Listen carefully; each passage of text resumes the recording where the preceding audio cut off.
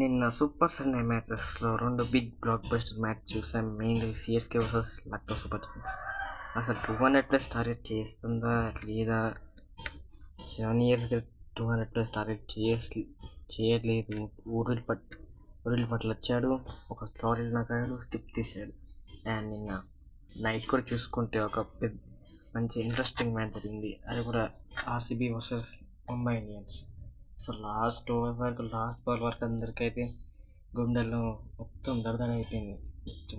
అంటే last over వరకు ఎవరు గెలుస్తారో ఎవరు ఓడిపోతారో తెలియదు. సో ఈరోజైతే ఈ రెండు మ్యాచెస్ గురించి డిస్కస్ చేద్దాం. So let's begin the video. So night game చూసుకుంటే అయితే RCB versus Mumbai. So RCB toss win first bowling తీసుకుంది.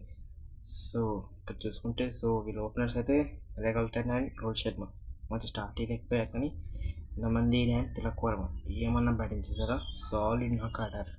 బట్ అంత నాక్ ఆడినా కూడా 166 స్కోర్ మాత్రమే చేశారు.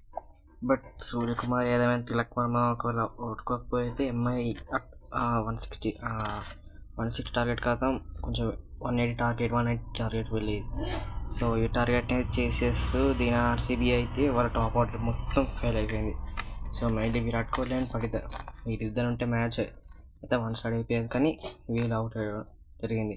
సో విరాట్ కోహ్లీ అయితే ఈ సీజన్లో 2సారి అయితే డక్అవుట్ అయ్యాడు. సో తర్వాత టిమ్ డేవిడ్ అండ్ రువాల్ షిఫర్డ్ అయితే అవుట్ అయ్యారు. సో మ్యాచ్ కూడా అయిపోయింది.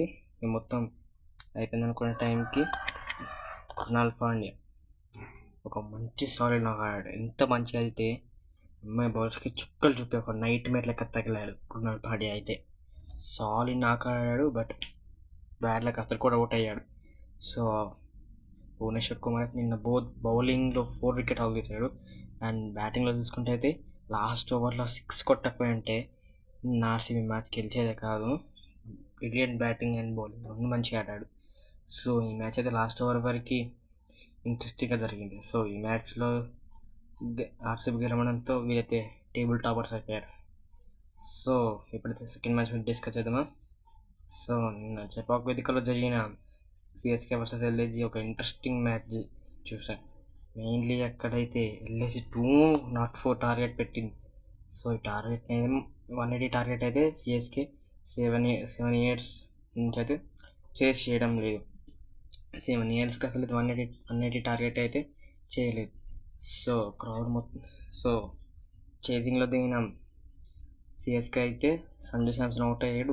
క్రౌడ్ మొత్తం సైలెన్స్, పిన్ డ్రాప్ సైలెన్స్ మొత్తం. ఎంతంటే మొత్తం అందరు షాక్లో ఉన్నారు. సంజు శాంసన్ అవుట్ అయ్యారు. సగం మంది అనుకున్నది మ్యాచ్ అయిపోయినది. సో అప్పుడే క్రౌడ్లో ఒక్కసారి జ్యూస్ వచ్చింది. తెచ్చిన వాడే ఉర్విల్ పటేల్. అతను మాత్రం ఏమన్నా బ్యాటింగ్ చేస్తాడా?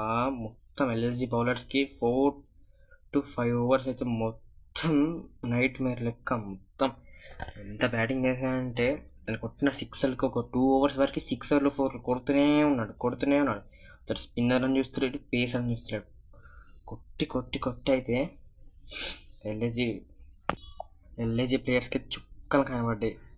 సో ఆ తర్వాత అయితే అతనైతే 13 balls అయితే 50 హాఫ్ సెంచరీ కొట్టేశాడు. తన అభిషేక్ రికార్డ్ అయితే ఈక్వల్ చేశాడు. సో ఇందులో 50 కంప్లీట్ చేసేద్దా తనకు ఒక చిట్ తీసాడు. ఆ చిట్లో ఏమైంది, this one is for you papa అని అయితే ఉంది. సో ఈ 50 అయితే తన వాళ్ళ ఫాదర్కి అయితే డెడికేట్ చేశాడు. సో ఆ తర్వాత వికెట్స్ పడ్డాయి. ఇది కూడా కొంచెం ఇంట్రెస్టింగ్గా వికెట్స్ పడడంతో ఇంట్రెస్టింగ్గా వెళ్ళిపోయింది. సో కార్తిక్ శర్మ అయితే తను ప్రూవ్ చేసుకున్నాడు ఒక మ్యాచ్లో అయితే. సో ఇప్పుడైతే ప్రశాంత్ వీర్ టైం వచ్చింది. కార్తిక్ శర్మ అవుట్ అయిన తర్వాత ప్రశాంత్ వీర్ అండ్ డూబే వచ్చేసారు. సో వాళ్ళిద్దరు రావడంతో అయితే లాస్ట్ ఓవర్ వరకే మ్యాచ్ వెళ్ళింది. లాస్ట్ 8 balls 18 runs కావాలన్నప్పుడు కార్తిక్ శర్మ బ్రిలియంట్ బ్యాటింగ్ చేశాడు. 2 sixers కొట్టాడు. తర్వాత అయితే శివన్ డూబే ఫినిషింగ్ 6 కొట్టేశాడు ఆఫ్టర్ 7 years. అది కూడా హోమ్ గ్రౌండ్లో 7 years తర్వాత 180 టార్గెట్ చేసేసింది నిన్న సిఎస్కే అయితే. సో ఈ మ్యాచ్లో ప్లేయర్ ఆఫ్ ది మ్యాచ్ అయితే ఓవర్టన్కి ఇచ్చారు.